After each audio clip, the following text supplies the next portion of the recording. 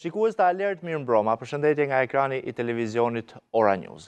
Jemi se çdo të premte në orën 21 në këtë program dhe sot do të flasim për një çështje që në fakt na intereson gjithëve ne si qytetarë të këtij vendi dhe që lidhet me pronat. Me pronat sepse jemi i vetmi vend në botë ndoshta që kemi ende ish pronar, por nuk do të flasim për këtë çështje, do të flasim për rivlerësimin e pronave, i cili prej pak ditësh ka hyrë në fuqi udhëzimi pra për rivlerësimin e pronave bazuar për në zbatim të ligjit 85 vitit 2025 për rivlerësimin e pasurive të paluajtshme. Është një udhëzim që mban firmën e Ministrit Financave dhe që ka vlerë deri në fund të vitit 2026 pa për gjithë shqiptarët që duan të bëjnë rivlerësimin e pronave. Do diskutojmë sot për këtë çështje, se kush përfiton, cilat janë procedurat, cilat janë palët më të interesuara, por do të flasim edhe për trendin e tregut të imobiliarëve në Shqipëri të pronave të paluajtshme, si po shkon 2026, si duket fillimi, çfarë pritet në muajt në vijim, pse jo edhe në pjesën e pikut të sezonit turistik, kur ndoshta ose para tij kur kërkesat mund të rriten.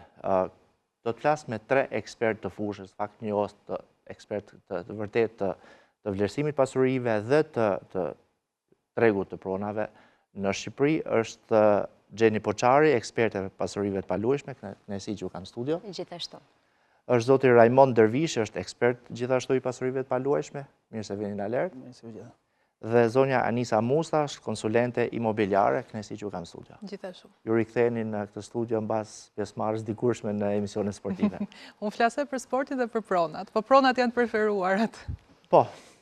Edhe tifozë e Tiranës. E Tiranës, po. Shumë mirë. Ndryshe nga ju. Po, unë jam i Partizanit. Për te shakave në lidhje me sportin, dhe për ata që ndoshta nuk kanë pasur mundësinë ta shohin ose ta ndjekin rezultatin, Vllaznia Partizani, Vllaznia më falni, Tirana 3-1 në Shkodër, besoj sapo ka përfunduar. Nga që nuk isha unë stadium sot. Kthehemi tek tema. Gjeni, po e nis me ju, por ju keni një eksperiencë, ndoshta diku 10 apo pak më shumë vjeçare në këtë treg, por pyetjet janë gjitha për gjithë njësoj, sepse ju e njihni mirë këtë fushë, se çfarë sjell ky ndryshim, pra ligji për rivlerësimin e pasurive në tregun imobiliar. Tregun e pasurive të paluajtshme. Patjetër që është një ligj që është vullnetar në formatin që klientët dhe individët mund të zgjedhin nëse duan që ta aplikojnë apo jo në pronat e tyre, por që ka efekte shumë të mira në trajtimin e pronave dhe në rregullimin e tregut, sepse duke qenë se është hapur rivlerësimi, kemi mundësinë që t'i japim çdo prone vlerën aktuale të tregut. Pra të rrisim pjesën e çmimit me të cilën shteti vlerëson pronën. Nesër pas nesër kjo pronë mund të lihet kolateral në bank dhe për secilin nga individët që duan të investojnë apo duan ta shesin pronën, ka një vlerë më të lartë në treg. Gjithmonë shkon në ngritje vlera e pronës? Patjetër. Qartë. Deri në kolapse ekonomike, domethënë gjithmonë ka qenë në rritje vlera e pronave. Zoti Dervishi, ta shtjellojmë pak. Çfarë ndodh konkretisht? Çfarë do thotë rivlerësim për shumë njerëz që nuk e dinë? Pra të themi gjërat thjesht që njerëzit ta kuptojnë. Atëherë që t'jena më thjesht për publikun, rivlerësimi dhe çfarë ndryshon nga ç'ishte deri sot, po themi. Atëherë tendenca e tregut pasurive në Shqipëri, siç e tha dhe kolegja, ka ardhur gjithmonë edhe në rritje. Pra pronat kanë një zanafill regjistrimi.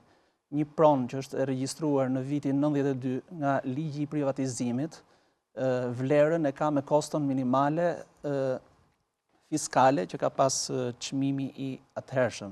Dhe kjo pronë që të dalin në treg sot, ka atë vlerën që është minimale, sa që kanë qenë ato vlerët e privatizimit. Dhe po të shitet me vlerën që ka sot në tregun imobiliar, në tregun e pasurive, në tregun e lirë që i themi, duhet paguaj 15% të kësaj shume, që është e konsiderueshme, është një vlerë kolosale për atë që e shet. Se nuk është, kjo është një tatim fitim, ndërkohë që ai që ka privatizuar nuk është se po fiton tek ajo pasuri, ai e ka blerë, ka gëzuar prej vitesh dhe sot po e shet, pra nuk ka ndonjë fitim përveç se gëzimit ose posedimin që ka bërë në mënyrë të qetë. Dhe ky rivlerësim do ta çojë atë në tregun të barabartë me të gjitha tipologjitë e asaj kategorie, sepse çdo tipologji ka vlerën e vet, apartamentet kanë vlerën e vet, dyqanet, njësitë e shërbimit kanë vlerën e vet, qendrat tregtare kanë vlerën e vet. Pra çdo pasuri ka një vlerë të caktuar në treg.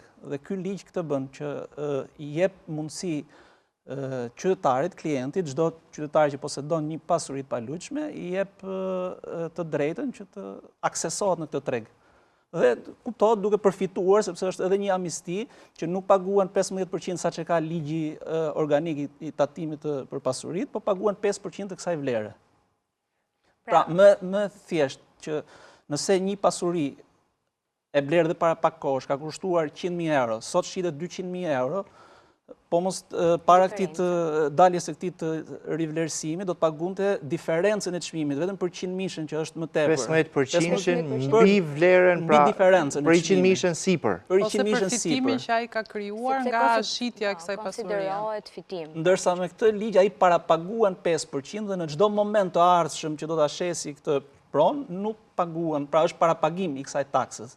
Qartë. Azhira Musa, sa e rëndësishëm është ky rivlerësim për mua si qytetar që mund të mos kem blerë shtëpi para 10 vjetësh edhe nuk kam rivlerësim të saj, një vlerësim për çmimin e tregut. Kam një mendim pak ndryshe, domethënë patjetër mendoj që është rregullator për tregun dhe do ketë një farë ndikimi, sidomos për pronat, pallatet ekzistuese që i themi ne, për pallatet shumë të vjetra që do t'i çojë drejt asaj vlerës reale që ato kanë, po nuk duhet harrojmë diçka, që së pari vetë çmimi i referencës zyrtar që neve kemi me cilin i trajtojmë pronat sot, t'jemi drejt për drejt, e sinqert ne dim shumë mirë që nuk është çmimi real i atyre pronave. Pra, ai çmim me cilin pronat shitet nuk është çmimi pra ligjor, nuk është çmimi real që neve i shesim i transanksioneve që realizohen.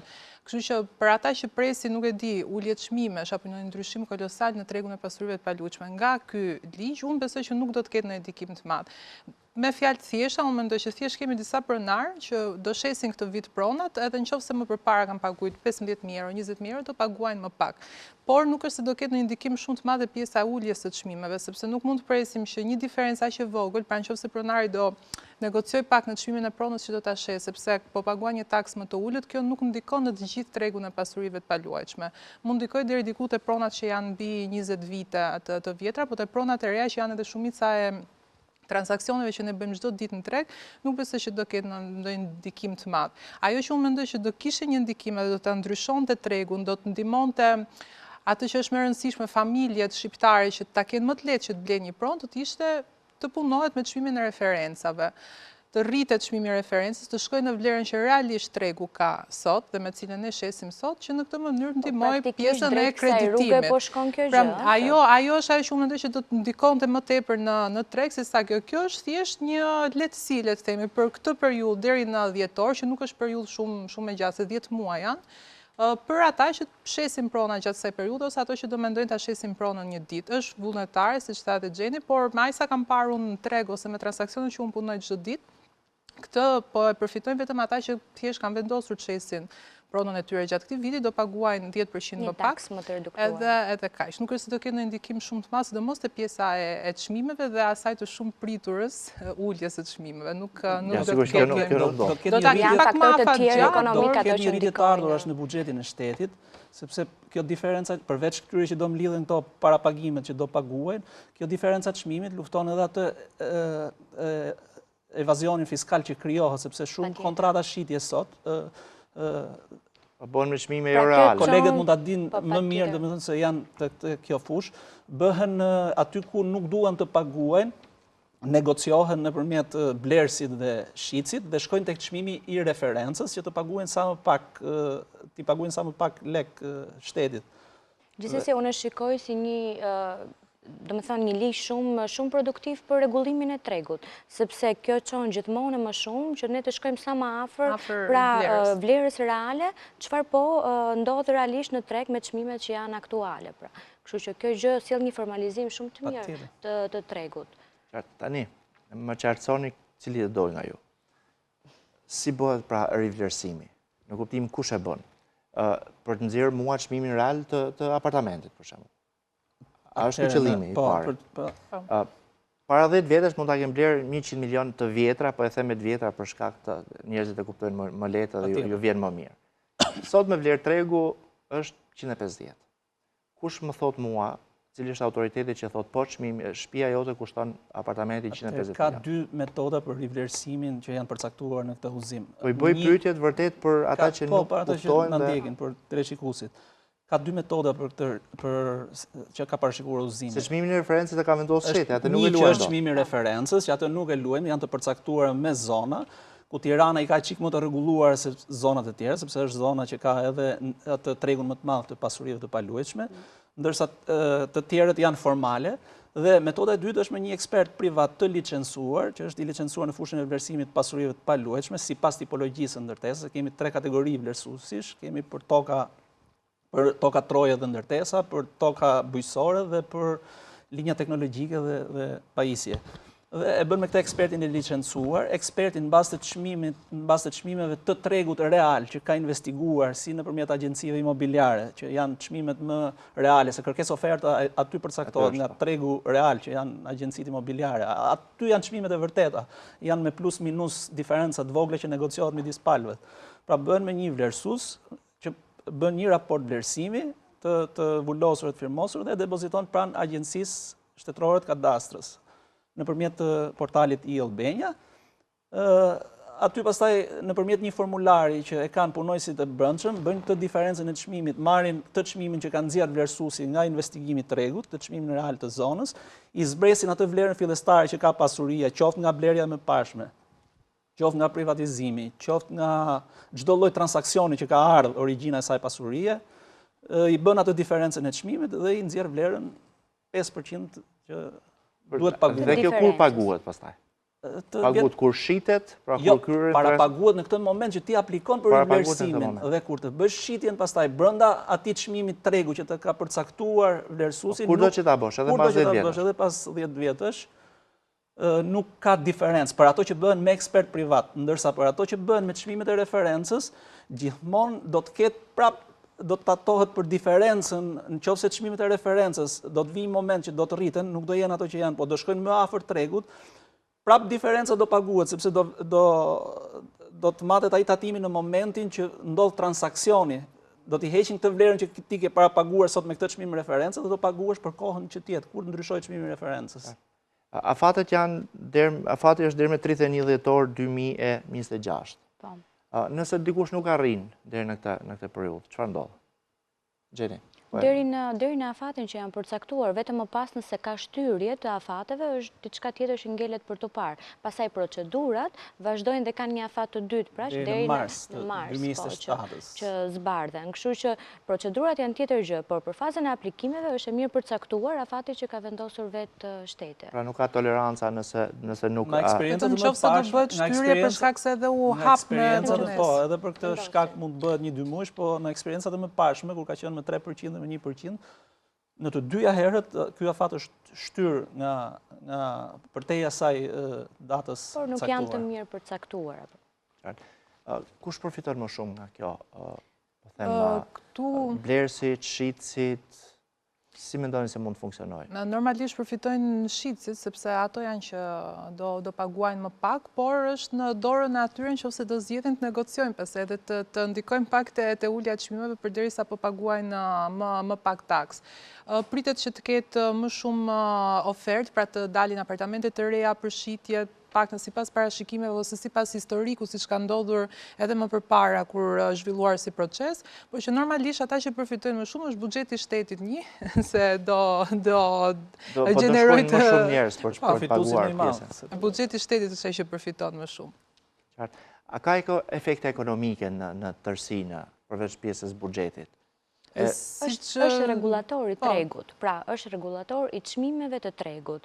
Kjo gjë i mundson të gjithë individëve, sidomos pra pronave që ne flasim, prona që janë të viteve 2000 e 2010, pra jo ndërtimet e reja, pra ndërtimet 2023, 2024 e 2025 me radhë, por ndërtimet e mëpërparshme, të cilat janë të certifikuara, janë ato ndërtimet të cilat kanë rregullim, pra të çmimit të referencës.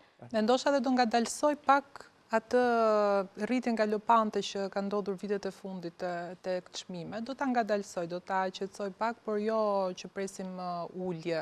Ju që jeni mirë këtë fushë, pranoni që ka pasur një rritje galopante të çmimesh?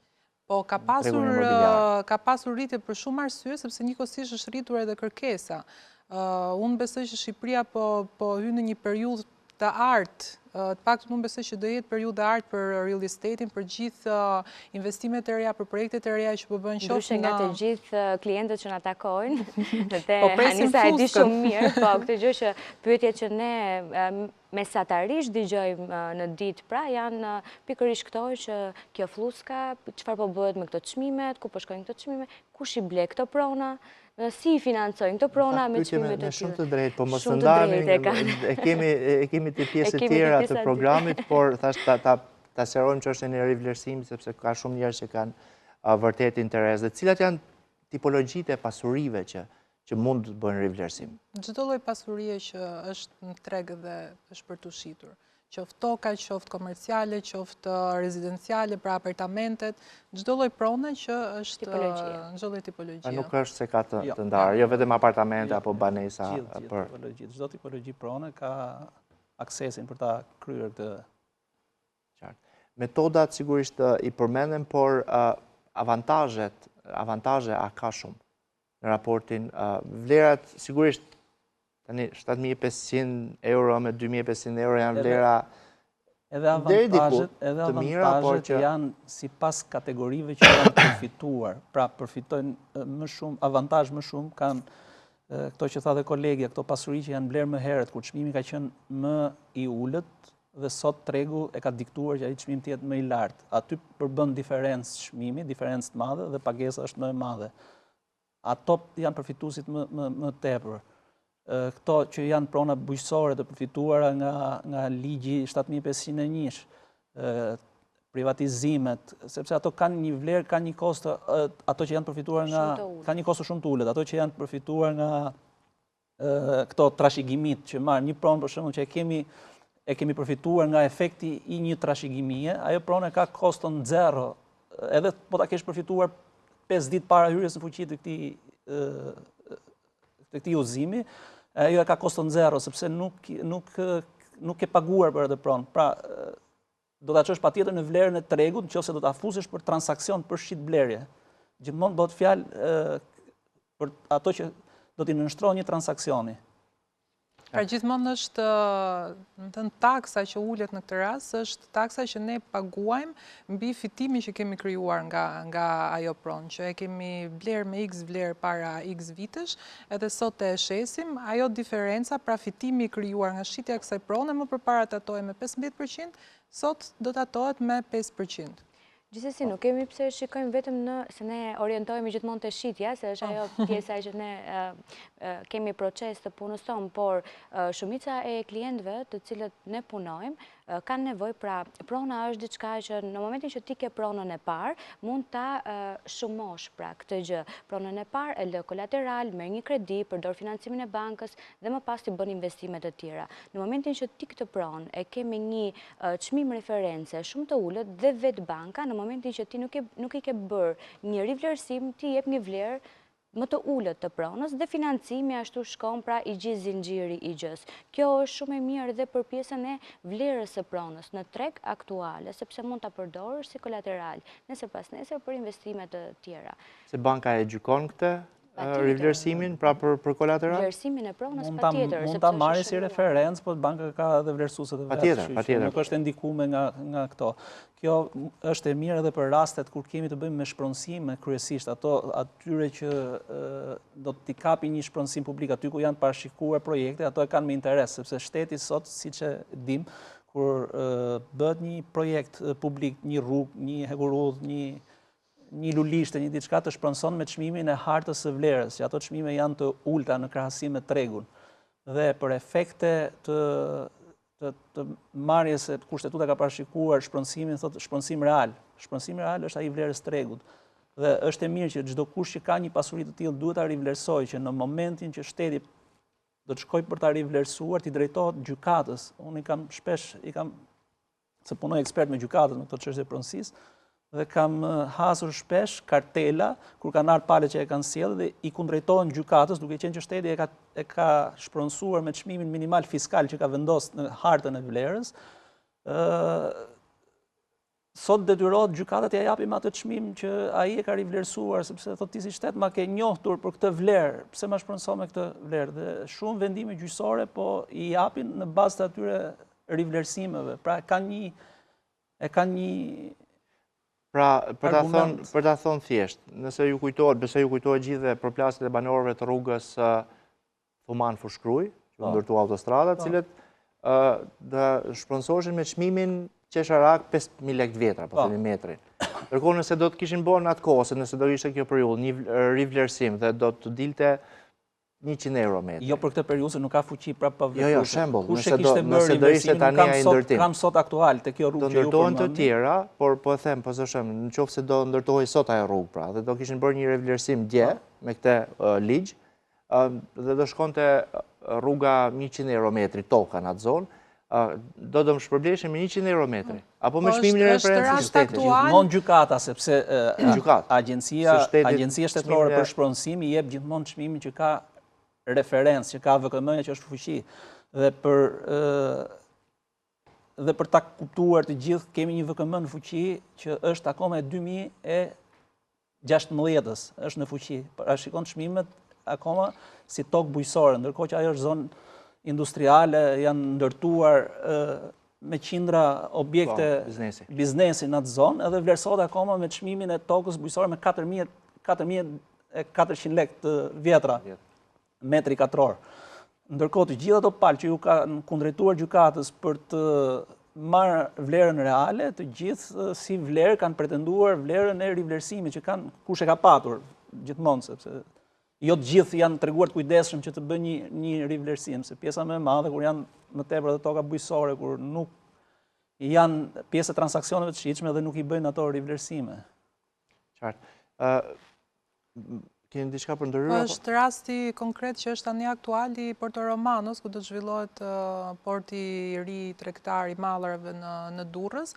Gjithë tokat që pritet shpronsohen aty janë marrë si efekt i ligjit 7501 dhe janë gjitha me vlerë zero dhe sot po vlerësohen me rreth 3 deri në 4 euro metri katror. Po aq është vlera tokës bujqësore. Që në fakt është shumë e ulët. Tirana deri në Durrës. Realisht nuk ka shet kush ma çmim. Në fakt është edhe logjike që është e ulët si çmim, sepse ajo tani po merr vlerë si zonë për shkak të zhvillimeve të reja aty dhe është njëjta gjë, pra që ndoshta tani mund të ketë efekte të prona të tilla kjo procesi i rivlerësimit, që mund t'i marrin maksimumin pronave tyre. Zonja Musta ju tha që jemi në atë kulmin e imobiliarëve sapo ka nisur, por sipas Instatit dhe në fakt ASHK-s, për vitin 2023 ka pasur veprime kadastrale 483.867, ndërsa për 24-ën ka pasur, se 25 nuk e kanë publikuar, 449.000, pra janë rreth 40.000 më pak veprime kadastrale.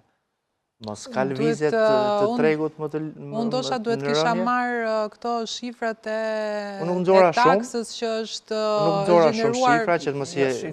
Ato shifra faktikisht nuk se janë gjithë transaksione. Ato janë edhe rifreski, janë veprime kadastrale, rifreskime kartelash, ndarje pasurish, regjistrime fillestare të pasurish. Gjitha transaksione, pa tjetër. Nuk janë transaksione, gjitha është, domethënë nuk është edhe ato mund t'i masin realisht. Dhe lejet e ndërtimit janë në rënje në 2025.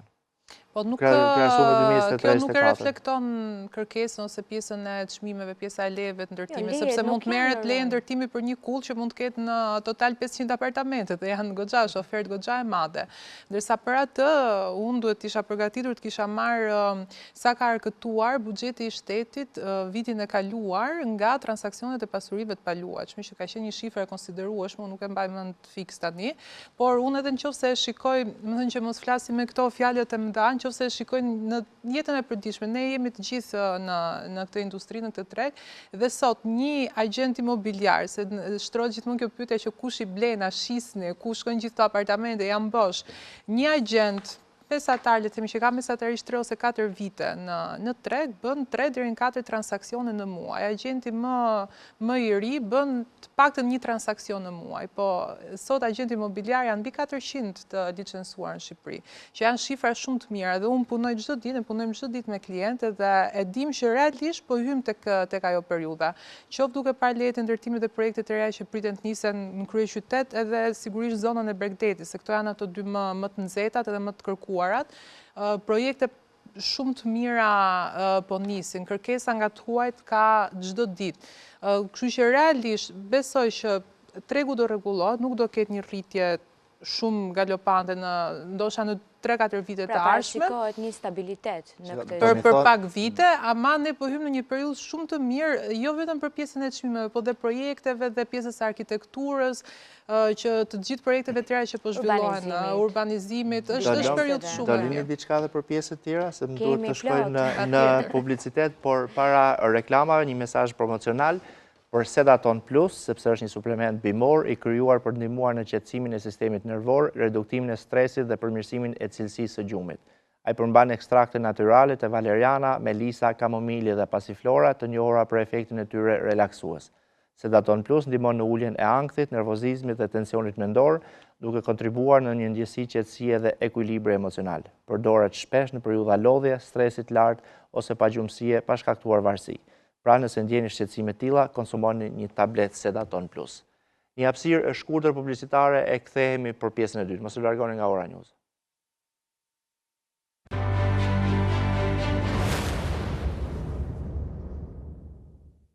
Jemi sërish në alert në këtë pjesë të dytë dhe po flasim për rivlerësimin e pronave pas hyrjes në fuqi të ligjit të ri, por edhe sigurisht përfitimet e tij, por edhe për tregun imobiliar në vendin tonë. Gjeni, pse duhet të investojnë sot të blej një pasuri? Në kuptimin nëse kam mundësi të blej të 2, të 3 apartament, vil, restorant, nuk e di se çfarë.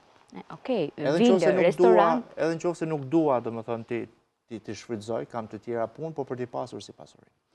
Investimi në prona është investimi më i sigurt. Pra, ndër vite ka treguar historiku që investimi në prona ka qenë investimi që ka riskun më të ulët dhe gjithashtu ka patur kthimin më të lartë. Para Shqipëria në vitet 2017-2018 pati atë fillimin e boomit të real estate-it dhe konsideroheshin investimet mira, investimet që kishin një kthim 10-15 vite. Sot, me marzhet që jemi dhe me çmimet që jemi pak larg 10 dhe 15 vite, pra janë raste shumë të mira okazioni, që në momentin që na vinë, pra janë ato rastet që hikin me sekonda, sepse kanë kthim të shpejt. Por investimi në prona ka kthim të qëndrueshëm. Varet në çfarë investimi futemi. Pra, nëse shikojmë investimin në prona të cilat janë rental, të dhëna me qira, kanë tjetër kthim investimi, tjetër marzh dhe qëndrueshmërie. Nëse shikojmë në transaksione pronash të cilat i blejmë me qëllimin për të rishitur, sepse dhe vetë investimi në pasuri të paluajtshme ka disa kanale në cilat mund të fokusohesh. Pra, mund bëjmë në blerje biznesi, blerje që janë hoteleria, restorantet, baret, etj. Dhe gjithashtu investimi në pronat për t'i dhënë me qira apo për t'i rishitur. Anisa, a ka nga viti në vit, po themi, me qenë se përmenet diku 10 vjeçar, Gjeni, a ka një rritje, po themi, standarte 10%, 20% ku duhen të vlerës një prone, apartamente, po themi më shumë, nga viti në vit, apo ka disa vite që rritja është më nga dalt, ka disa vite që ka një boom? Dhe çfarë pritet në 2026? Ajo, domethënë nëse shikon tregun në tërësi, patjetër që ka periudha që ngadalësohet, ka periudha që është më shpejt, por nëse shikojmë projekte konkrete ose mundësi investimi konkrete, patjetër që varet nga lloji i projektit ku ti investon dhe nga lloji i mënyrës se si ti pret që t'ja marrësh mbrapsht atë fitimin, siç e tha Gjeni, qoftë me qira apo edhe me rishitje. Prandaj unë them që ne jemi duke hyrë në periudhën e artë, sepse për herë të parë, Shqipëria po shikohet si një opsion që të kthen investim. Pra, tregu imobiliar në Shqipëri nuk po shikohet vetëm nga bashkombas si tanë që jetojnë jashtë siç është parë historikisht, por po shikohet për herë të parë edhe nga tuajt të cilët e shikojnë si një mundësi që të bëjnë atë që tha Gjeni, të blejnë pronat dhe t'i mbajnë aty si investim dhe t'i rishesin pas X vitesh kur vlera atyre të jetë më e lartë. Edhe projektet e caktuara që kanë pjesën e hospitality, pra që është shërbimi i ri në Shqipëri dhe të huajt janë të njohur gjatë me këtë koncept, ndërkohë që shqiptarët janë në fazat e para që po njihen me këtë koncept. Pra është vetë menaxhimi i pronës që kompania ndërtuese ka gjithashtu një kompani që ofron shërbimin e menaxhimit të pronës dhe më pas i kthen një investim nga kjo pronë. Pra, marrim rastin e një projekti në jug që ka Po me qenë se kemi reklam Green Coastin, përmendim Green Coastin, mos përmendim tjera që... Ka qenë të pionerët e kësaj që ne po diskutojmë. Të kësaj gjëje dhe ka shumë individ të cilët kanë një fond të caktuar dhe pyesin këtë fond ku ta materializojnë në një pronë. Prona është aset, pra dhe në bilancë, se unë formimin tim e kam për akademik për financë kontabilitet dhe gjëja e parë që vlerësohet në bilancë, pra janë asetet e çdo individi apo biznesi e tjerë, dhe prona është aset. Dhe në momentin që materializojmë këtë gjë në pronë, vetë kompania ta menaxhon dhe të jep një kthim investimi, për shembull për një apartament, të cilin e blen klienti, hedh fondet e tij dhe më pas ky apartament menaxhohet me qira nga kompania e caktuar që ka vendosur kompania e ndërtimit dhe thjesht merr fitimin nga kjo pronë. Pra e kthen në biznes këtë gjë. Përveç se ka një aset të tij që i rritet vlera ndër vite, nga ai aset qarkullon të ardhura. Të huaj shqiptarë që vinë nga diaspora për të investuar, pra për të blerë, po themi prona. Gjithë kjo rritje çmimesh, tani jemi edhe të sinqertë se ka një rritje të skajshme çmimesh. Ne që jetojmë këtu dhe punojnë ndershmërisht, do t'i blejmë do të prona? Sepse do llogarisim qirat sot të banesave në Tiranë janë të frikshme. Një çift i ri sot që mund të filloj, sapo fillon jetën, nuk e blet dot një pronë me këto lloj çmimesh, me këto lloj çmimesh që kanë shkuar. Varet ku do ta blej pronën. Në fakt edhe në periferitë të Tiranës. Në merr fundin e Kasharit që ka qenë me 300 euro dikur metri katror në vitet 2012.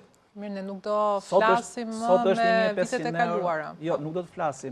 Nuk do të flasim se është rritur cilësia e ndërtimit, janë rritur kostot e ndërtimit. Nuk duhet ta marrim kaq bazike dhe patjetër edhe kërkesa. Në optikën time më shumë është se ka një lek të pisët që është futur në tregun dhe është levatriçja më e madhe e pastrimit parave është ndërtimi. Nuk është tërësisht e vërtet. Absolutisht është tërësisht e vërtet. Do ta them me cilësi sepse unë punoj. Nuk është tërësisht sepse nuk është futur në të gjithë ndërtimet. Jo, atëherë kjo ka bërë që të rritet çmimet. Para është që është legu pisët mes dhe e dyta është mungesa e një takse progresive e pasurisë. Këtu si të kesh një shtëpi, si 20 shtëpia që merr një pronar nga shkëmbimi, i mas stok aty dhe nuk i shet. Unë kam pas raste, këtu në Kinostudio Vile, kur ka qenë me 3% kjo rivlerësimi, ka ardhur një qytetar, kishte 8 apartamente dhe nuk i jepte me qera, se tha mi prishin qera gjitë, edhe i mban aty stok, sepse taksën e ka siç e ka për apartamentin e parë, e ka dhe për apartamentin i jepte vetëm një dyqan me qera, me lekët e dyqanit, lante ato taksat që ishte se 40.000 lekë për apartamenti bie pak a shumë, 40.000 lekë të vjetra, pra nuk ka taks progresive. Në vendet të ndryshme të Europës, taksa është progresive, apartamenti i dytë ka më shumë, i tretë më shumë, dhe ky fenomen që e kemi ne sot, e ka pas edhe Greqia në vitet 2007-2008, që pësoj atë krizën e të mërshme, dhe çmimet në Greqi ranë shumë, do më thënë mund të shisi i shtëpi këtu në Tiranë dhe të blije 2 në Athinë. Shkollë, mendoj që ne jemi akoma herët për ka elemente të tjerë sa dua që mund ta rregullojnë tregun edhe siç thash me çmimin e referencës, kjo që u bë tani me rivlerësimin, ka akoma kohë Shqipëria që të shkojë deri te ajo për të vendosur taksën për pronën e dytë të tretë. E para nuk mund t'i paragjykojmë, le të themi, dhe t'japim atë opinionin e keq për gjithë kompanitë që po ndërtojnë sot në Tiranë edhe në Shqipëri, duke për atë që ti the për pjesën e legut, ti e the janë të gjitha, do të thënë legu i pisë dhe ndërtime. Po, patjetër. Ka pafund kompani serioze që ndërtojnë. Ka sa duash. Njoh edhe po nuk dhe jo të gjithë ata që vinë edhe blejnë në Shqipëri kanë lekun, domethënë lekun e pisët. Nuk është Anisa dhe larg nuk jemi, të mendosh Patjetër madje unë mendoj është që jemi pak vonë në këtë gjë, sepse gja ka shumë klientë të cilët kanë prona pra që qëndrojnë të mbyllur atje dhe është taksa. Apartamentet të Këto mbyllura. janë patjetër se duhet të rishesin një moment tjetër. Patjetër, këto janë efekte që ndikojnë në trend. Po ti vesh atë taksën progresive, nuk e mban akoma atë apartamentin, ai Patjetër, do detyrohet do ta shesi, do ta bëhet vej. me hapa, do të thënë që t'rregullosh evazionin, absolutisht evazioni fiskal në Shqipëri, domos në sektorin e ndërtimit është ulur kështu këm kryq, ne atë e dim. Duhet ecim me hapa të shpejtë, me hapa që ecim ne me Po hapa. që të shmangim evazionin e madh, duhet fillojnë avash me hapa çik më dhe mos ta bëjmë aq të zezë situatën edhe do të them për një faktor shumë i mirë do ishin bankat. Për shembull, nëse bankat do financonin ndërbisedat, kryesisht unë punoj me investitor dhe me ndërtues, pra sepse fokusi i kompanisë që ne kemi është në prona luksoze dhe në projekte të mëdha dhe në bisedat që shtrojmë më shumti për target grupin e klientëve që kemi në fokus për X projekte të caktuara, është pikërisht kjo gjë që të japi mundësinë edhe individëve që janë vendas për të blerë një pronë në projektet e tyre. Kjo gjë mund bëhet shumë lehtësisht me bankat. Por sot është një marrëdhënie që nuk është ende e mirë rregulluar e kompanive të ndërtimit dhe bankave. Nëse banka do e njihnin pronën kolateral dhe do arrinin të financonin, gjithsecili nga ne do bënte një sforco, pra nga të gjithë individët, familjet e reja, Tu është pjesa ku diferencohen sepse kompanit që kanë vitën 3, kompanit serioze që kanë projektet përfunduar, pra janë të testuara si kompani, nuk e kanë fare problem që ta vendosin pjesën e kolateralit dhe që t'ja mundsojnë çdo personi që të mund. Atëherë këtu është diferenca, pra njerëzit duhet të tregojnë të zgjuar dhe të dinë ku blenë, sepse sot ne është shumë e qartë, ne dimë shumë mirë që sot po marrin leje për kulla kompani që kanë hapur vitin para 3 muajsh. Absolutisht, po ke Paskuqanin, ke Kasharin, ke Shkozën, ke Tirana, po zgjerohet Tirana, po shkon deri në Fushkryet dhe deri në Elbasan. Jo të gjithë do blenë në qendër. Jo të gjithë do blenë pranë liçenit. Ka pafund opsione që edhe siç ka pas më përpara, edhe më përpara qendra ka qenë më shtrenjtë, Kashari, Astiri apo të gjithë këto zonat kanë qenë më shtrenjtë dhe sot e shikojmë se çfarë është bërë me Astirin, edhe si po zhvillohen edhe zona si Paskuqani dhe gjithë pjesa tjetër që do Bulevardi i Ri do jetë qendra e dytë, por nuk do të thotë që të gjithë ne do shkojmë të blejmë në Bulevardin e Ri apo të blejmë brapa stadiumit e Rollbenja. Njeriu mund të jetojë shumë mirë në çfarëdo lloj lagje të Tiranës, ka shkolla, ka infrastrukturë, janë të gjitha Tiranës, nuk i mungojnë më këto gjëra. Kështu që patjetër është ajo shpreha që ne kemi që do shtrim këmbët sa kemi organe. Thjesht duhet të dimë që në momentin që blejmë të paktën në këto pronat që janë pak më me rrezik, që janë pronat në ndërtim, që është edhe frika më e madhe, të tregojnë të zgjuar, patjetër të punojnë me agent imobiliar dhe të tregojnë të zgjuar dhe të dinë se ku të blejnë, ta zgjedhin kompaninë dhe patjetër që ka edhe mundësi nëpërmjet bankës. Konsulentët para, sepse asnjë është një treg, domethënë që ka individ shumë, Anisa e di, ne jemi ne bashkëpunojmë në të njëjtin sektor dhe të zgjedhësh individin e duhur që të orienton, pra sot të gjithë mund të dalin në treg dhe të thonë unë jam ndërmjetës, jam agent dhe të ofron një pronë. Puna një konsulent imobiliar nuk është vetëm të cilë një informacion që është një apartament këtu, pra ajo gjëja më bazike e mundshme, është gjithë pjesa e dokumentacionit mbrapa, pra shqyrtimit të gjës, vlerës e investimit, orientimit e tjerë që i bëhet klientit, kështu që janë shumë procese që kalojnë. Raimonda, ka probleme, si që përmendën edhe vajzat, që aty ku blejna, ka akoma shumë probleme në treg, pra një pallat që niset, unë rezervoj, paguaj ca para, nuk mbaron kur, ose nuk merret kur hipoteka, tapia, pronësia, për sa kohë ka pasur devijime gjatë rrugës nga projekti. Këto problemet që kemi dëgjuar të rëndomta, këto shitje 2 herë, 3 herë, pak a shumë kanë rënë, sepse ka dalë një akt normativ që sot është i detyruar ai ndërtuesi sapo ta fillojë lejen e ndërtimit, do shkojë të bëjë regjistrimin e karabinas, regjistrimin e lejes së ndërtimit, që në momentin fillestar që merr ka detyrim ta regjistrojë pranë ASHK-s dhe çdo kontratë që realizohen pranë noterëve është e detyruar t'ia paraqesi zyrës regjistrimit. Dhe nëse ai apartament e kam zënë unë, nuk e merr dot kolegja nëse shkon te një noter tjetër, sepse i deli bllokuar në zyrën e regjistrimit. Dhe ky fenomen ka rënë pak a shumë. Edhe është shumë e thjeshtë, më falë që ndërpres, është shumë e thjeshtë që ta informojmë dhe publikun që ndoshta mund të ketë interes. Është shumë e thjeshtë nëse ti blen një apartament që është në ndërtim dhe bën aplikimin për regjistrimin e tij, që është procedurë që e bën noterja, por lajmërimi të vjen pastaj në IL-benjan personale. Nëse advonohet më shumë 2 muaj se 2 javë, dihet që prona ka një problem ajo. Jo, vonesa varet sepse ka raste që ka probleme. Edhe deri në 2 muaj, po më shumë se 2 muaj nuk mund të ketë individ po që kanë maksimumi është 2 muaj, po gjithsesi është proces shumë i thjeshtë, pra që bëhet nëpërmjet një aplikimi të notera në momentin që bën kontratën e shitblerjes edhe e ke në IL-benjan tënde personale. Pra është shumë e thjeshtë ta shmangës si gjë këtë pjesën më të frikshme që kanë pas pak të klientët tanë. Pastaj pjesa tjetër që disa apartamente ngelin rrugës dhe që ngelin vikimin. Sepse tha Anisa për shembull 3 muaj parë kanë hapur niptin dhe pastaj fillojnë bojnë pallate. Sot ASHK-ja, drejtoria qendrore që menaxhon pronat e gjithë Shqipërisë, ka hyrë në një ndërtesë që shteti ka sekuestruar, një pallat të një investitori që e nisi për ta bërë, për ta shitur dhe ka bërë dhe ka ezaruar dhe kontrata sipërmarrje me palë. Për shkak të shkeljes së lejes ndërtimit, shteti ja sekuestroi, edhe janë në procedura gjyqësore, vazhdojnë.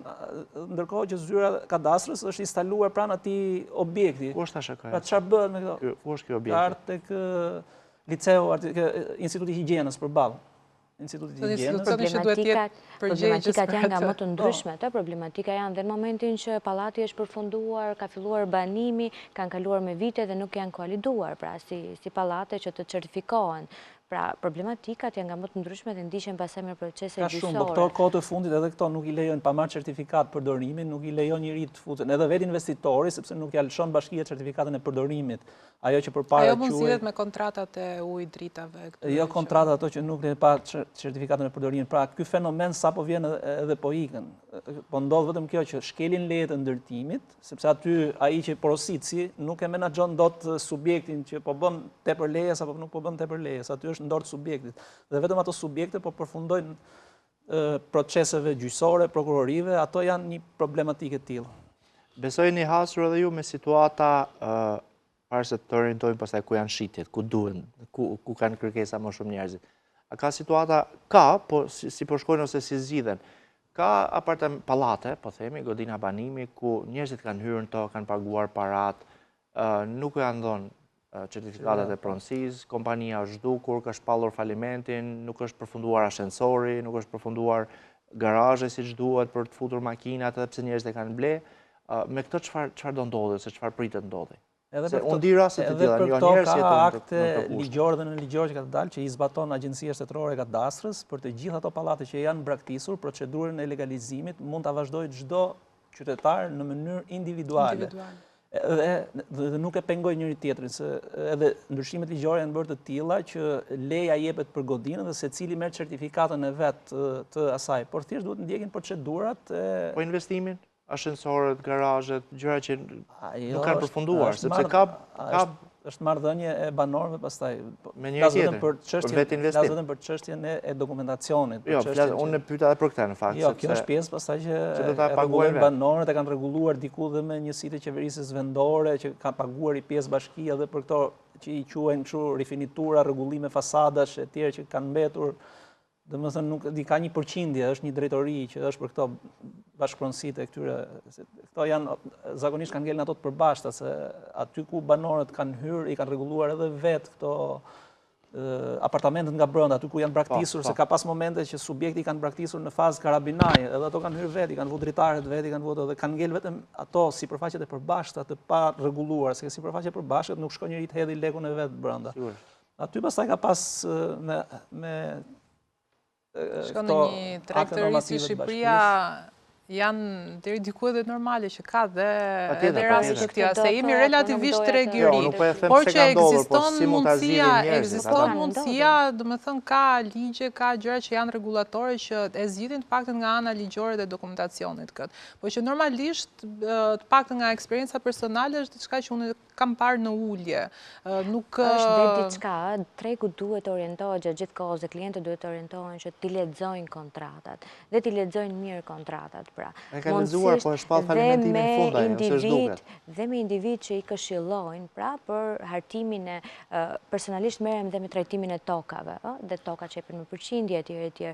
Dhe shikoj shumë pjesën e individëve që nuk kanë informacionin. Është më së saktë, asnjëri nga ne nuk ka informacion në të gjitha fushat në të cilat shumë rëndësi që duhet marrë edhe një CV të subjektit ndërtues, sepse të gjithë kanë tendencën, aq sa kam hasur në palë që janë në transakcion, të gjithë kanë tendencën të fokusohen vetëm këtë çmimin, nuk bisedon njëri, asnjë nuk pyet që ore sipërfaqe që kam këtu në këtë letër, a është e vërtetë në terren, nuk shkon njëri ta masi atë që edhe çfarë ndodh, pasi e ka marr atë certifikatën, ka shku ka hyrë në shtëpi.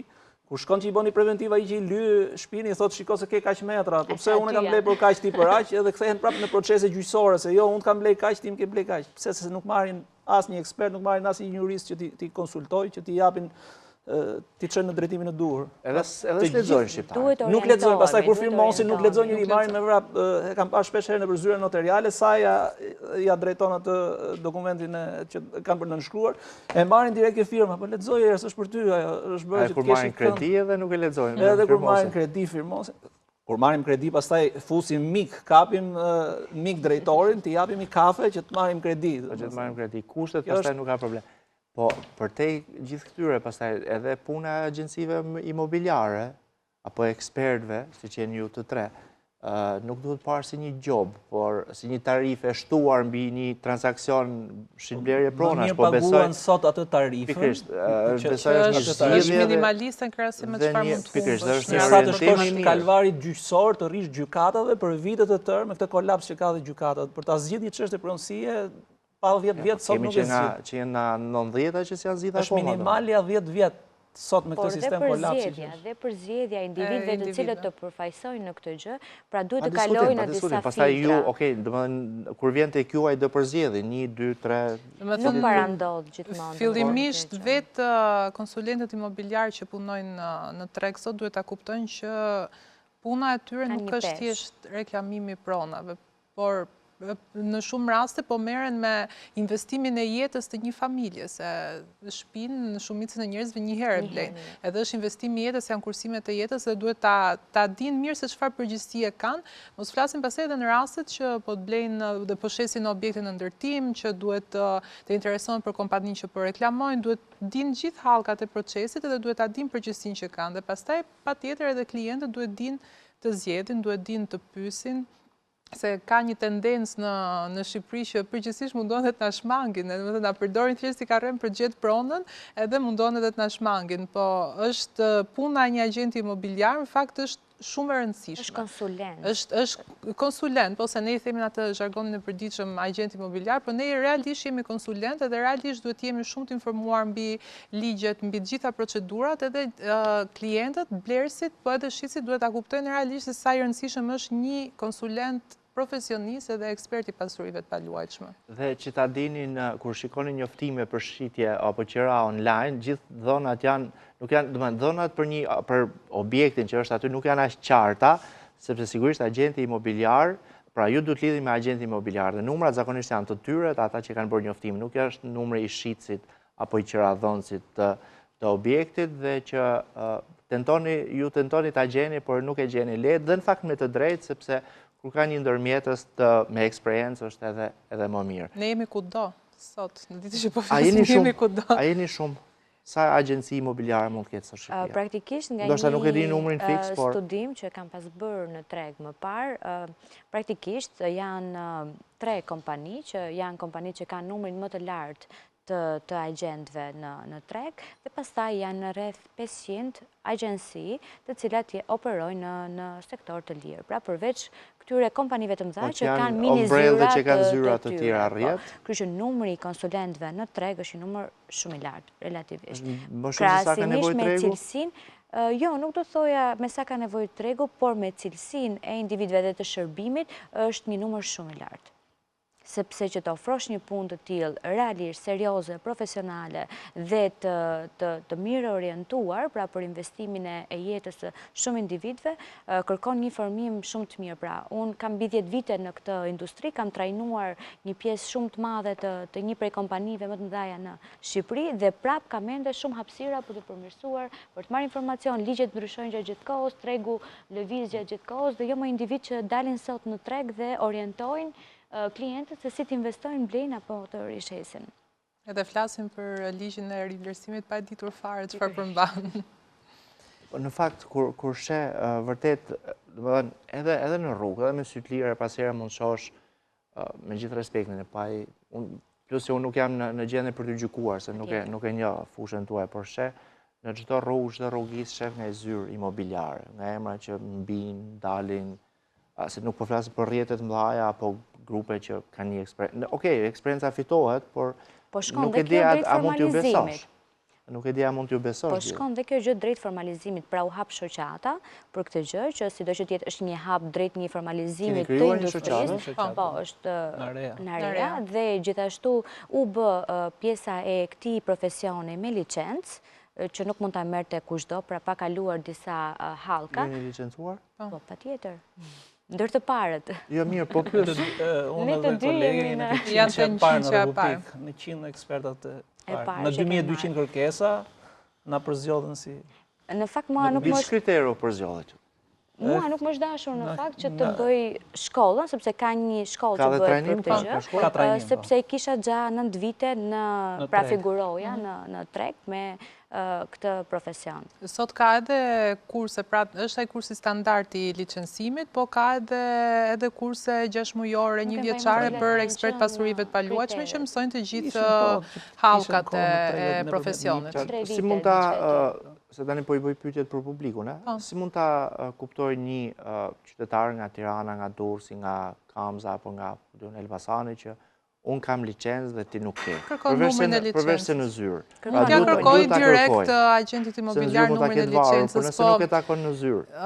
E kërkon me mesazh shumë e thjeshtë ajo, po që licenca praktikisht është me rregull, që duhet ta kesh të publikuar. Që afishohet NIPT edhe kjo licenca është detyrueshme për çdo njësi imobiliare që operon në këtë treg duhet ta afishojë këtë licencë. Por mos harrojmë që nuk është kriteri kryesor të jeti licencuar. Jo, sigurisht se po i marrim me radhë, po a ka kriteret forta për të licencuar? Ka ca filtra, sepse prezumohet deri ke drejtoria pastrimit parave ka bërë atë vettingun ton si agent imobiliar të kësaj. Pra është ndodhin transakcione, atë që thamë përpara, për të shmang këto, kur shef një transakcion të dyshim dhe kemi detyrim që ta raportojmë pranë drejtorisë pastrimit parave. Qartë. Para se të na thoni vendet ku unë du të hedh para në imobiliare, shkojmë një hapësirë tjetër publicitare e kthehemi pas pak.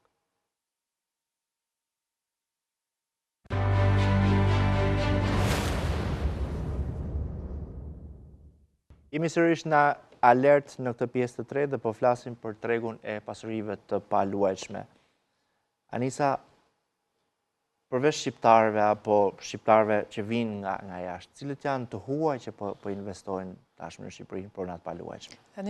Ndoshta më strategjikët, se mund të ketë shumë të huaj që edhe një suedez bën një apartament në Sarandë, por shembull ata që kanë po hedhin më shumë para ndoshta. Tani jetë domethënë te tema ime preferuar sepse është tregu ku unë jam fokusuar, kryesisht të huajt që vinë për të investuar në Shqipëri. Janë dy lloj të huaj, domethënë janë ato që vinë dhe blejnë apartamente teke që përgjithsisht i përdorin ndoshta edhe për t'i dhënë me qira ditore, por edhe për t'i përdorur vetë kryesisht pjesën e bregdetit. Por ajo që unë kam parë trend në rritje janë të huaj që vinë për të investuar në Shqipëri. Pra blejnë njësi me shumicë, blejnë projekte, blejnë toka për të zhvilluar projektet ndryshme turistike dhe hoteliere. Pra ka realisht investitorë që vinë dhe kanë shumë interes për tregun dhe janë të ndarë në varësi të zonave ku blejnë. Nëse flasin për pjesën e Durrësit, në pjesën e Golemit, Qerretit, pak fare edhe Shëngjinit, Kryesisht është Europa lindore, do të thënë kemi polak, çek, hungarez, që janë, madje se unë kam punuar shumë me Qerretin dhe Golemin, është një pallat në Qerret që quhet Pallati Hungarezëve, sepse është bler komplet nga një ekip investitorësh hungarez që e përdorin tani si Airbnb.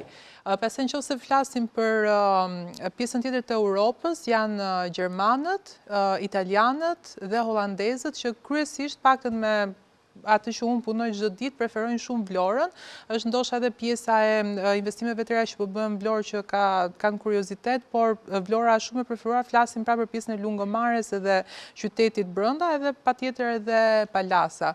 Ndërsa ajo që unë kam vënë këtë kohë të fundit që blejnë edhe në Tiranë tek këto projektet e reja, kullat, edhe projektet e mira. Unë kam vënë re Amerikanët, që ju është tuar interesi sigurisht edhe nga projekti i ri i Sazanit edhe vajza e Trumpit që do vit investojnë në Shqipëri, Izraeli, domethënë të paktën te klientët e mi izraelitët janë të dytët në listë që kanë interes qoftë për Bregdetin, qoftë për Tiranën, dhe unë po punoj edhe me klient nga Katari. Domethënë ne Katarin paktën me informacionet që unë kam pas gjithmonë interes për Shqipërinë dhe vazhdojnë të interesohen dhe të vinë të blejnë projekte, ndoshta edhe leje ndërtimi, projekte të gatshme që i zhvillojnë pastaj vetë. Kjo gjë vjen dhe si pasojë shumë kompanive me të cilat ne bashkëpunojmë, të cilët po ndërmarrin hapa bashkëpunimi me vendet, pra me këto vende që përmendi dhe Anisa, pra marrin pjesë në panajiret e tyre, çojnë projektet e tyre, kanë lidhur marrëveshje biznesi, jo më larg se djeshim të ftuar në një event që u zhvillua nga një kompani ndërtimi në Shqipëri që ka marrë ekskluzivitetin e shitjeve të një prej kompanive lider në Dubai për menaxhimin e projekteve të tyre për pjesën e Ballkanit. Pra dhe vetë kompanit po orientohen, sepse është e dukshme dhe e kuptueshme që tregu në Shqipëri nuk është se ka potencialin për të blerë gjithë këto ndërtime që po zhvillohen. Pastaj është dhe pjesa e çmimit që në vendin tonë çmimet janë ende shumë më të përballueshme se sa në këto vende që Anisa përmendi. Dhe jo vetëm po edhe me pjesën është i përballueshëm? Është më i përballueshëm se sa pjesa tjetër e Bregdetit të Ballkanit edhe pjesa e Kroacisë edhe Mali i Zi, domethënë krahasuar me fshinjët. Jemi ne më mirë se Mali i Zi me çmimin? Jemi po, më ulët. Jemi më ulët, po, akoma. Edhe kemi projekte shumë të mira. Kemi rivjerë shumë të bukur dhe projekte shumë të bukura. Po bëhen zhvillime, aeroporti, portet e reja që po zhvillohen. Qytetet që s'kan det. Jemi besoj. Ne kemi një vijë bregdetare me kilometra fiksu, nuk e mbaj më se sa e gjatë është, dhe kemi dhe shumë llojshmëri. Po të shikosh bregdetet tona, po, i kemi gjitha në një hapësirë shumë të vogël. Mala, ka kush kërkesa për blerë? A ndodh që vinë? Me eksperiencën time akoma jo. Por janë në tjetër lloj biznesi. Pra ne kemi trajtuar dhe pjesën e fotovoltaikeve dhe në kuadër të këtij biznesi po janë shitur shumë metra tokë, pra sipërfaqe të konsiderueshme, por që shfrytëzohen në këtë drejtim. Por nuk ka ende, pra janë çështje politikash më madhore nëse hym në këto sektor që duhet orientohen për investitorë strategjik që të bëjnë zhvillime pastaj për parqe, pra shërbime të tjera që i mungojnë këtyre vendeve për të sjell pak jetë në këto zonat që nuk kanë ende, pra është fokusuar gjithë fokusi Tirana, 2-3 qytete të tjera dhe Bregdeti. Me kalimin e kohës besoj do hartohen politika. Në implementimin ndoshta të paketës maleve mund të ketë edhe Fakt doja t'ju pyesja se nuk sheh asnjë pronë në zona malore, po themi, që është në shitje. Dhe mund të ketë njerëz që duan të shesin. A ka ndikuar mungesa e certifikatave të pronësisë? Është mungesa e dokumentacionit, sepse ka në këto zona të thella dokumentacioni mungon, nuk ka interes. Sot ka drejtor ASHK-ja po bën kështu matje permanente në këto zona dhe nuk ka njerëz për të identifikuar se kush e ka këtë pronë, kush e ka këtë tjerë, se janë të braktisur, janë zona. Po shkojnë aty ku edhe thirrje kjo për ASHK-n, shkojnë aty ku ka nevojë dhe ka njerëz. Edhe aty ku ka nevojë pastaj aty hyn interesi. Kishim rastin e Thethit që u bë gjithë ajo rrëmuja e prishjes, gjithë ajo rrëmuj, pra ajo krijon një pasiguri edhe ai qoftë i huaj ose qoftë shqiptar që do të investojë atje në Theth ka frikë ta blej atë pronën atje sepse mund t'i vi fadroma i ditë bukur dhe ta prishi. Ose ai banori që është aty prej vitesh, prej 400-500 vitesh që është aty, nuk i merr kurrë ato letra për një neglizhencë të gjithë pushteteve në këtë tranzicion 30 vjeçar që kemi kaluar. nuk janë pajisë me dokumenta, dhe nuk kanë çfarë shesin dhe çfarë blenë. Çdo shitje, çdo blerje atje është në informalitet. Hajde merre këtu, merr sa dush, e ke kufirin sa të zgjasi dora, sa të kapi syri, edhe kush është i fortë i zonës ndërton në ndërtim pa leje dhe shfrytëzon pastaj në një hotel minimalist, e të tjerat pastaj rrinë e gëzoj pasurinë ashtu në informalitet. Por në plan kështu të brendshëm, kjo që ndodhin theth, në fakt me sa kam parë, unë kanë ndikuar pozitivisht, sepse po formalizohen tani edhe zonat e tjera që kanë tendenca për të zhvilluar nga ana e turizmit, pra zonat malore, të paktën zona nga Viun që tani po hyte kjo pjesa e turizmit, gjithë ato që unë njoh atje kanë filluar të merren me pjesën e dokumentacionit pronave që të jenë legjitim, të jenë rregull. Asnjë kur do ta marrin, s'është pyetja kur do ta marrin. Ka nisur, kjo është hap pozitiv. Po do të doj 20 ose 30 vite tjera, se do i drejtohet gjykat. Je shumë pesimist. Jo, në fakt për toka që fatkeqësisht, ato fatmirësisht që janë të trashëguara, nuk kanë lidhje me 7501, nuk kanë bivendosi, nuk kanë konflikte, ka njerëz që ka 20-30 vjet që merren dhe nuk i bojnë dot certifikatin. Patjetër, edhe pjesa e Bregdetit, domethënë ne kemi rastin e Shëngjinit për shembull që ka qenë super problematik, po ka ardhur duke u rregulluar. Edhe pjesa tjetër e Bregdetit, nëse flasim para 15 vitesh, ka pas problematika pafund. Po, patjetër, por që unë besoj që do rregullohet edhe ajo. Rasti i Rriollit që është që po coptohen ca banorë që kanë tokë aty me disa të tjerë që kanë marrë dhe ato tjerët, të gjithë janë banorë aty. Problemi është që kush janë treguar, disa që janë treguar më të shpejt, më hajdutër e kanë vjedhur të pronën edhe duan ta marrin toka atyre njerëzve është atje. Në këtë rast flisni për biznesin, për kompanitë apo për njerëzit që jetojnë aty? Edhe biznesi, ato që thamë përpara, si një qytetar që blen një pronë, dhe biznesi do ta kishte marrë një konsulencë shumë të mirë për atë pronë që ka marrë. Nuk besoj që biznesi nuk e ka ditë se qa problematike ka ajo pronë. Po i ka interesuar për ta marrë, sepse sipërfaqja është e konsiderueshme, Riviera është shumë e mirë dhe i ka interesuar. Po përplasja atje nuk shmanget, sepse edhe të tjerët kanë aty prona. Në Tiranë çfarë pritet të ndodhë? Unë shoh në paktën media online, në rrjetet sociale, kulla, duket sikur po ndërtohen me inteligjencë artificiale dhe nuk janë projekte. Janë projekte reale? Në fakt, unë bëj mend, unë nuk merrem shumë me politikë dhe nuk kam shumë informacion. Jo, do thoja tjetër gjë, do dalin tjetër gjë. Dhe mbaj mend që është pas thënë, ma ka kapur veshi këtë gjë, nga që më lidh sektori që Shqipëria dhe Tirana do kthehen në një atraksion turistik në saj të gjithë zhvillimit që po bëhet. Dhe në fakt, duke marrë shumë vende të tjera të Europës e të tjerë, kanë atraksion turistik në varësi të 2-3 elementve që secili vend përfaqëson. Tirana po kthehet në një atraksion të ri, pra pikërisht për zhvillimin që po merr. Pra është zhvillim në shumë vende që ne shkojmë dhe vizitojmë, si turist nuk e kanë një zhvillim të tillë, këto godinat e reja kanë ato satisfaksionin e vetë, secila është e ndryshme nga njëra tjetra dhe kjo gjë ne shikojmë që në pjesën e turizmit po ndikon. Pra njerëzit gjithmonë janë dhe më shumë kurreshtar që të shikojnë një vend të ri që po zhvillohet, po merr infrastrukturë. Kulla nuk është vetëm një kullë e bukur për të parë, është stil jetese, është biznes. Pra kushdo që do vi nesër, do investoj, do hapi një biznes të ri, do sjellë një shërbim të ri, do filloj qarkullimi i individëve që do vinë nga vende të tjera të jetojnë në Shqipëri, sikurse edhe shqiptarët kanë vajtur dhe po jetojnë në shtetet e tjera të botës. Pra ky është cikël, është proces që mendoj që e kalon çdo vend që është në zhvillime sipër. Po ti ke qytete në botë që atraksioni kryesor i tyre janë fakti që ka kulla e ndërtuara si New Yorku që është i gjithi me kulla. Unë nuk po pretendoj që Tirana do bëhet si New Yorku, por jo, unë nuk jam kundër kullave në koncept, por unë jam skeptik që a do realizohen ato, se janë projekte shumë me kosto, janë investime shumë të larta dhe ka një kosto maramëndse. Në një nga kullat që do bëhet... Vetëm pa emra, se do ta paguash ti faturën në reklamë. Jo, desha të them fenomenin që ndodh 4 kate të njërës kull, edhe të gjithë kullave të njëjtën tipologji, po ato që e njoh nga afër dhe e di situatën, 4 kate, janë kate që do rrinë vetëm për teknika, për kështu janë të pashfrytëzueshme, edhe kostoja që është, edhe çmimi që kanë dalë. Ato nuk konsiderohen të pashfrytëzueshme, sepse ato janë kate teknike që i shërbejnë gjithë godinës. Janë të shfrytëzueshme, ato janë motori i gjithë godinës. Janë kosto për godinën. Patjetër, është prandaj edhe çmimet e kullave janë ka një kosto shumë marramëndse dhe unë nuk besoj që do realizohen. Ato do rrinë vetëm në kuadër projektesh, do rrinë në bëjmë dy që mendojmë që ti je pesimist. Në fakt ato kanë nisur. Në fakt ka nisur, unë ditë paktën se unë merrem drejt për drejt me shitjen e kullave, ditë pak në 6 projekte që momentalisht ka nisur në Tiranë. Janë bërë gropat, edhe po dalin mbi grop që janë projekte goxha ambicioze, janë shumë të larta, janë 200 metër, 150 metra. Po janë dhënë më shumë se sa... Patjetër janë dhënë, absolutisht, kjo është ajo që ne diskutuam edhe për objekte më të vogla, që patjetër që duhet të zgjedhim kompanitë që i ndërtojnë.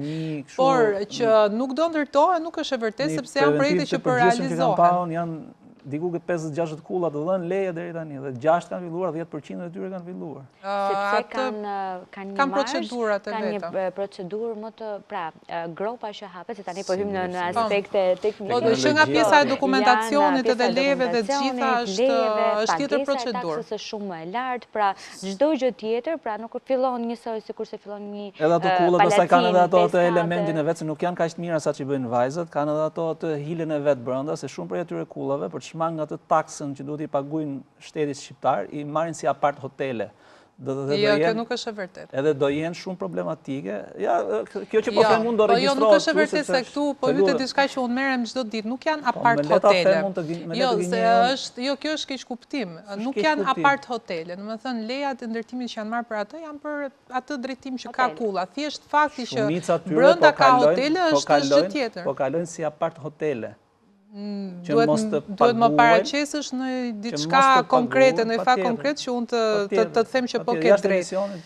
Nuk është, kjo është... Po doni edhe këtu, nuk ka probleme, shtym orarin deri në 11.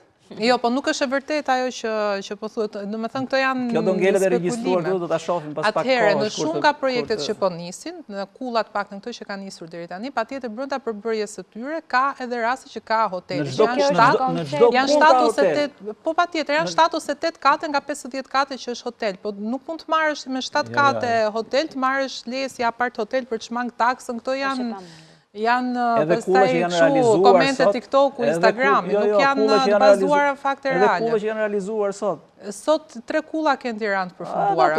Asnjëra nga ato nuk është e tillë, domethënë siç është zhvillim biznesi. 3 kulla, momentalisht janë 3 kulla në Tiranë që janë të përfunduara dhe që janë bërë edhe të banueshme, edhe po bëhen. Në Durrës po vazhdojnë njerëzit blejnë ajër?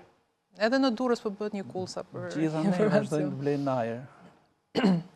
Shofin në këto 3 dët e famshme që dalin dhe vazhdojnë para paguajnë. Praktikisht ne kemi shtete si Dubai që kanë qenë totalisht shkëlqyer. Po, ka ashtu funksionon në shumë shtete. Në ajër në kuptimin që thuhet për një diçka që do ndërtohet dhe s'dihet kur do nisë. Atëherë nuk blet në ajër, domethënë këtë duhet ta qartësojmë që nuk blet as në ajër as në letra. Blen ajër. Blen ajër, ato blen një investim, investojnë dhe normalisht mund zgjedhin patjetër çdo kush ka të drejtën që të presë dhe të zgjedh ta blen momentin që ajo është në fazë karabinaje, është e përfunduar, është me çelësi andor, secili i bën vetë zgjedhjet e veta.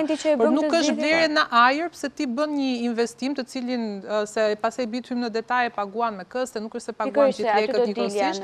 Por kështu funksionon në shumë shtete të tjera. Ti ke Dubai që është kthyer nga një shkret të tillë në një metropol ndër më të vizituarit në botë, në cilin ashtu blehet çdo ditë. Se po flasim për zonat më shtrejta, për zonat më të lira cilat janë. Unë jam te zonat më shtrejta. Në paktën në Tiranë, sepse është 1/3 e popullsisë që jeton këtu, më shumë se 1/3. Atëherë, Tirana është zgjeruar goxha, pra dhe pjesa e Unazës që u bë, ndërtimet e reja, kështu që zonat më të përballueshme, le të themi, jo më të lira janë zona e Paskuqanit, zona e Freskut, zona e Astirit, Kombinati, Shkoza, Mjull Bathorja pavarësisht se konsiderohet jashtë Unazës, po është kthyer në elitare, po Bathorja është elitare. Këto janë zonat që përfshin rreth Tiranës, që janë zonat më të përballueshme. Po kanë edhe në fakt se unë gjithë klientët që më pyesin, që më bëjnë të njëjtën pyetje, ju them diçka, mos e neglizhoni Paskuqanin, se Paskuqani për mua është shumë i paragjykuar, nuk e di, nuk e pëlqen emri, nuk e di. Por jo, nuk është 2000, nuk është 2000 euro metri, po duhet kemi parasysh që bëhet fjalë. Jo, është ka mundësi se ta thash që nga shumë pesimist, ke edhe me 900 euro, ke edhe me 1000 euro dhe në pallate që janë pothuajse të përfunduara, por do të them diçka, domethënë Paskuqani ka 2 gjëra, me atë që unë kam punuar, se unë kam shitur, E para është afërsia që është me bulevardin e ri, me qendrën me gjitha nëpërmjet aksesit që i ka dhënë Unaza e Madhe, që patjetër është aset. Unë besoj është më kollaj të vish nga Paskuqani në qendër se sa të vish nga liçeni That në qendër, këtë e dim shumë mirë. Dhe dyta është ndjesë është ajo që ti po diskutoje deri tani. Afatet e përfundimit, duke qenë se në Paskuqani janë objekte më të vogla, më të thjeshta, përfundojnë në kohë rekord, 1 vit e gjys, maksimumi 2 vite shkojnë objekte në Paskuqan, dhe ka një gjë që unë i shtri dorën Paskuqanit, certifikatat e pronësisë në Paskuqan dalin për 3 deri në 6 muaj, është ndryshe nga gjithë pjesa tjetër e Tiranës, po, i mbulon, ndoshta nga që është bashkim më e vogël edhe ka më pak objekte për të punuar, dalin në kohë rekord.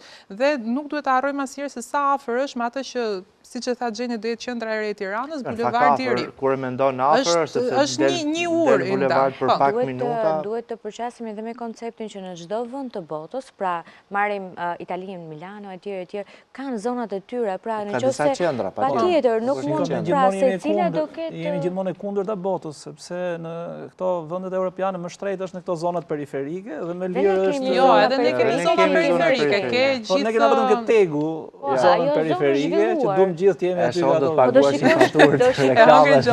shikosh edhe zonën e Farkës, që shumë shpejt do jetë një zonë elitare, pra po ndërtohet një qaj takon Mjull Bathoria, Farka, gjitha janë të gjitha zona që shumë shpejt do kenë një rritje.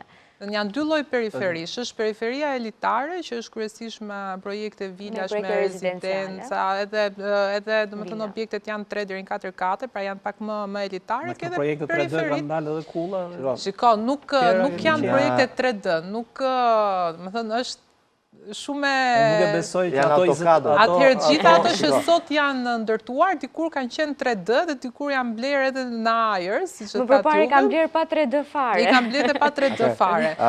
Ka 10 garanci që ti mund të kërkosh edhe mund të marrësh në momentin që blen, dhe patjetër siç e thashë më përpara, ke të zgjedhjen që të presësh edhe të blesh më vonë, por atëherë çmimet janë më të larta.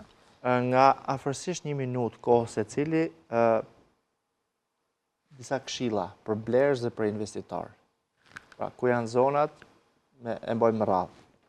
Atëherë, këshilla ime e parë është të mirë informohen në të gjitha drejtimet. Pra, informacionin nga e marrin, nga cili individ, sepse nëse cilin projekt sot që flasim, dhe nëse flasim për një projekt të njëjtë, ka informacione të ndryshme, ka çmime të ndryshme, ka plan vendosje të ndryshme, afate të ndryshme, kushte të ndryshme etj. Kështu që përzgjidhni shumë mirë individin të cilit do i besoni konsulencën dhe investimin tuaj. Së dyti, ana ligjore. Është ana që ju mbron gjithmonë. Pra, lexoni ana ligjore etj. Përsa i përket zonave, unë klientët e mi kryesisht i orientoj gjithmonë në zona qendrore, sepse janë zonat që në çfarëdo lloj kolapsi që mund të pësojë ekonomia etj.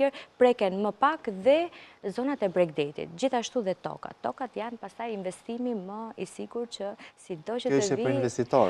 Po sepse është target grupi i klientëve që unë trajtoj më shumë.